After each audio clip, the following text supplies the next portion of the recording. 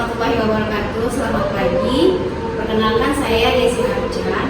Kali ini saya akan melakukan coaching supervisi akademik. Kali ini saya akan melakukan coaching supervisi dengan teman sejawat saya, Bapak Akariuze.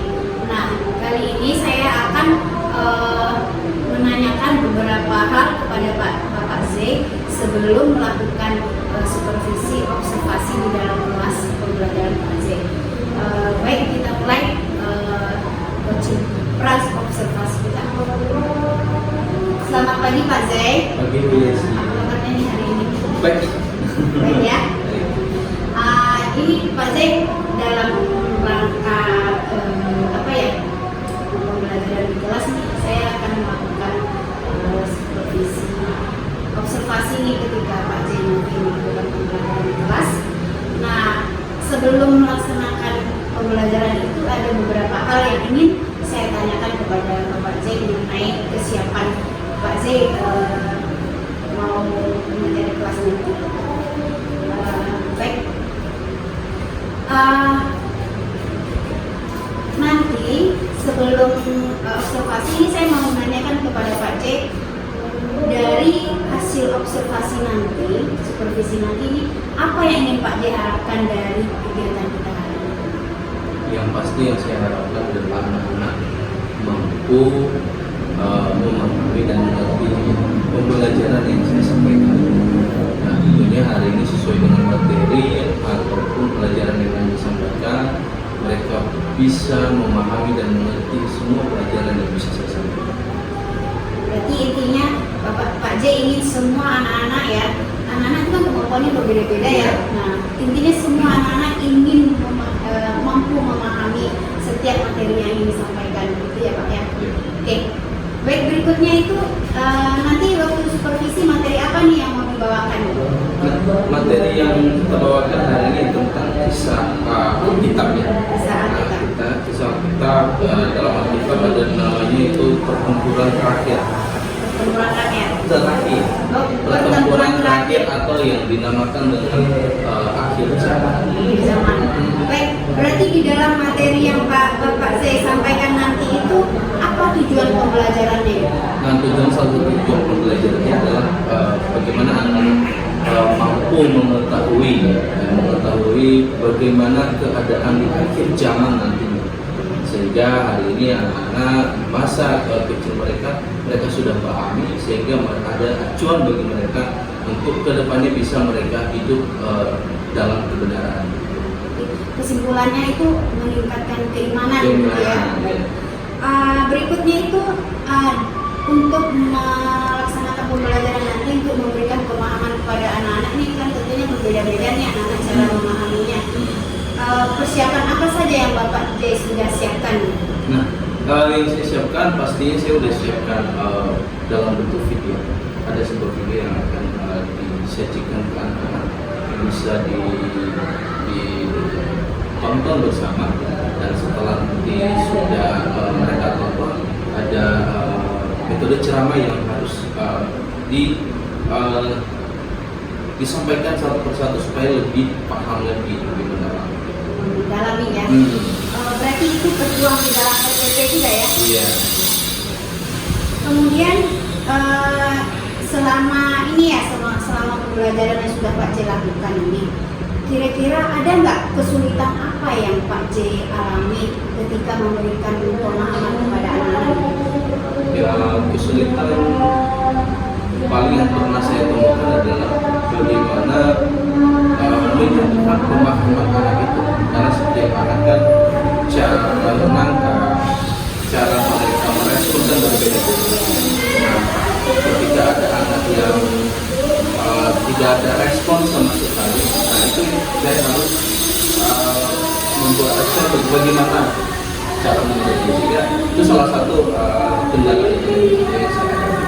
Berarti ada yang responnya kurang, ada yang bagus gitu ya, ada yang menang.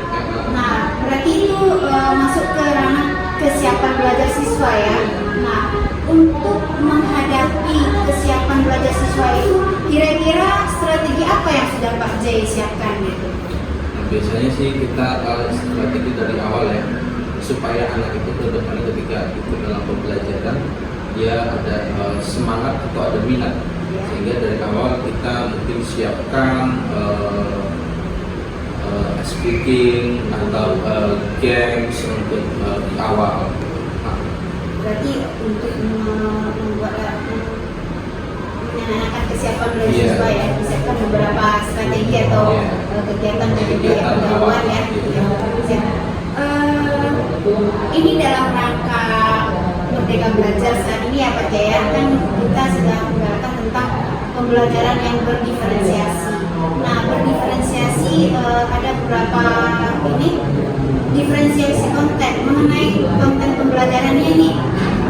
Kira-kira Pak Jaya sudah memberikan pembelajaran yang berdiferensiasi yang bagaimana di kelas? Perbedaannya yang bagaimana?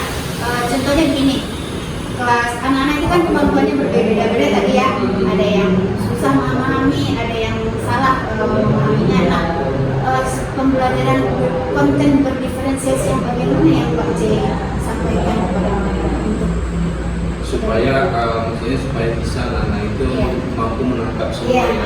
Makanya yang saya lakukan sih salah satunya adalah berbagai metode ya, seperti dari persiapan pembelajaran baik lewat video atau audio visual gitu, kemudian nanti dalam bentuk gambar bisa disajikan lewat kertas atau lewat media dan ceramah juga. Berarti Pak J sudah membuat sekreatif mungkin ya agar pembelajaran itu bisa diterima sama anak-anak, agar lebih memahami anak-anak ya. Berarti ini kalau saya lihat sih sudah masuk dalam ranah berdiferensiasi konten ya. Kemudian menurut Bapak ini kira-kira yang masih dianggap kurang nih, Pak J merasa ada nggak sih yang masih kurang saya ketika melakukan pembelajaran di kelas? Kira-kira apa yang masih kurang? Masih kurang ya? Iya. Apakah media atau sarana prasarana gitu? Saya rasa di sekolah kita khususnya kalau dikatakan media ya udah cukup ya. Cukup ya. Sarana dan prasarana juga sudah cukup. Mungkin kembali kepada gurunya sendiri ya. Mungkin saya perlu meningkatkan lagi kualitas saya sebagai guru gitu, supaya pembelajaran itu apalagi itu masuk di dalam kurikulum Merdeka ya. Jadi saya mungkin lebih lagi meningkatkan teknik atau cara saya untuk mengajar dan segala macam supaya itu pelajaran itu bisa tersampaikan. Berarti intinya Pak J ingin lebih meningkatkan kompetensi ya dalam mengajar, menyiapkan strategi-strategi, menyiapkan konten pembelajaran. Nah, untuk mencapai tujuan untuk meningkatkan kompetensi Pak J ini nih, kira-kira Pak J butuh bantuan atau dukungan dari siapa ini? Ya pastinya butuh dukungan dari sekolah kita sendiri, dari kepala sekolah khususnya dan teman-teman guru. Ya, seperti ini kan ketika ada supervisi observasi nanti di dalam kelas, ya pastinya kalau ada kekurangan ya minta masukan untuk saya. Nah itu salah satu contohnya, dukungan juga dari kepala sekolah untuk lebih mendorong kita untuk ikut terlibat di dalam peningkatan kompetensi guru. Berarti perlu adanya pelatihan-pelatihan, ya, peningkatan strategi pembelajaran gitu ya. Berarti perlu dukungan dari sekolah ya, manajemen sekolah ya, menyiapkan adanya pelatihan-pelatihan gitu ya.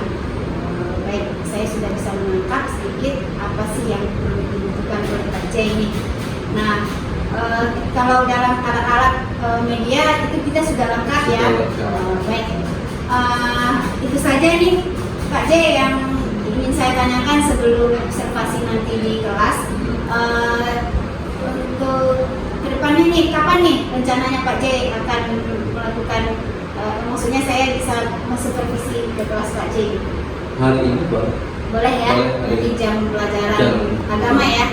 Siap, nanti saya akan datang ke kelas Pak J sebentar. Nanti saya akan mendokumentasikan, saya akan melihat apa saja nih apa kesiapan dan strategi yang Pak J lakukan di dalam kelas, apakah sudah sesuai dengan yang kita bicarakan. Nanti kita akan evaluasi lagi, kita akan lihat lagi setelah observasi apa sih yang perlu ditingkatkan dan apa yang bisa kita ambil nilai positifnya. Terima kasih Pak J atas waktunya. Terima kasih. Baik, terima kasih. Hari ini selesai saya melaksanakan pra observasi sebelum melakukan supervisi ke dalam kelas. Nanti setelah ini kita akan melakukan supervisi akademik di dalam kelasnya Pak J. Semoga hari ini dilancarkan. Terima kasih. Assalamualaikum warahmatullahi wabarakatuh.